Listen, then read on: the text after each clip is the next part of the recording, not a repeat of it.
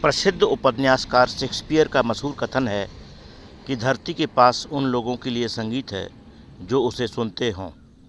इसका मतलब यह है कि धरती की आवाज़ को सुनने या धरती की ज़रूरत को समझने के लिए हमें धरती के प्रति संवेदनशील होना पड़ेगा।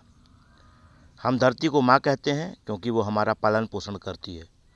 लेकिन क्या आप जानते हैं कि हमारे और विनाश के बीच केवल 6 इंच की परत है, क्योंकि हम धरती पर जो अनाज उगाते हैं वह इसी ऊपरी 6 इंच की परत में होता है।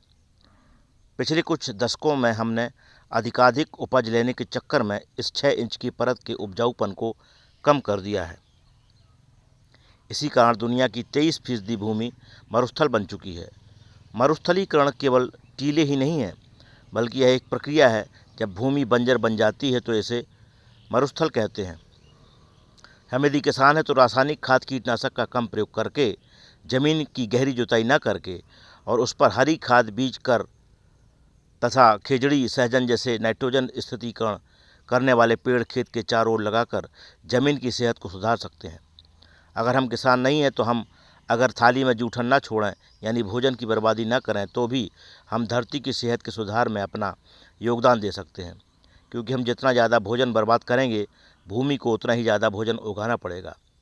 अपने घर व सार्वजनिक स्थानों पर अधिकाधिक पेड़ लगाकर घास व अन्य छोटी वनस्पति का संरक्षण करके, अपने प्राकृतिक तालाब, जोहड़ आदि का संरक्षण करके भी मिट्टी की सेहत को सुधार सकते हैं और इस प्रकार अपने हिस्से का योगदान देकर मिट्टी का कर्ज चुका सकते हैं।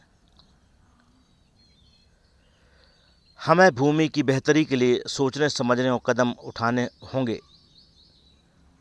हम सामूहिक रूप से शपथ लें कि हम भोजन की बर्बादी नहीं करें और अधिकाधिक पौधारोपण कर उनको पेड़ बनाएं।